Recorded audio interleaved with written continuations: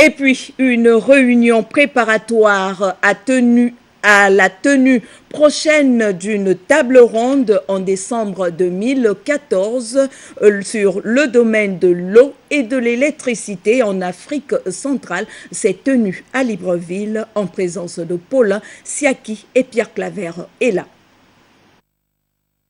Et de l'énergie de l'Afrique centrale qui a réuni les représentants de la République gabonaise, les membres des corps diplomatiques, les responsables des organisations internationales et sous-régionales et des partenaires techniques et financiers, constitue une occasion d'échange ouverte et de partage d'expériences en prélude à la tenue de la table ronde des bailleurs de fonds pour les secteurs de l'eau et de l'énergie de l'Afrique centrale. C'était une réunion de lancement pour la préparation de la table ronde pour la mobilisation des fonds pour le financement des secteurs de l'eau et de l'énergie.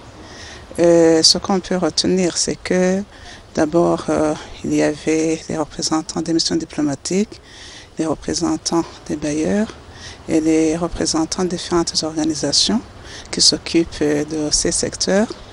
Et ça nous a permis aussi de recueillir certaines, je dirais, observations, des enrichissements en guise de la préparation, de la finalisation de la feuille de route qui a été mise en place pour préparer cette table ronde. Enfin, ça va nous permettre de poursuivre justement cette préparation en apprêtant tous les projets qui auront déjà des études de faisabilité afin de demander aux différents États de la communauté de venir contribuer justement à cette présentation. La CEAC s'est engagée dans des programmes de valorisation de cette ressource avec comme objectif développer le potentiel existant et la création d'un marché régional de l'électricité. Nous sommes partenaires, bien entendu, dans le cadre du volet intégration régional de ce projet. C'est un projet qui a vocation à alimenter l'Afrique australe, à alimenter l'Afrique centrale, mais également les autres pôles.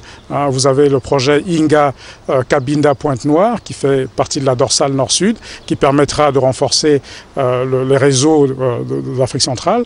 Mais il y a également le volet Inga Calabar, qui a vocation à alimenter le Nigeria, mais il y a Inga Le Caire également, qui va jusqu'à alimenter le pool de l'Afrique du Nord. Donc c'est un projet extrêmement délicat dans lequel nous prenons par des approches aussi variées que diversifiées.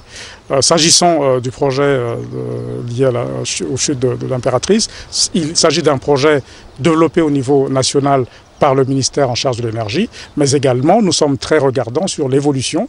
Par exemple là, il y a la Poubara qui est en train de se réaliser et il y a une possibilité d'interconnexion avec la Guinée équatoriale, avec le Cameroun. Nous avons un projet spécifique qui concerne le Cameroun, la Guinée équatoriale et le Gabon.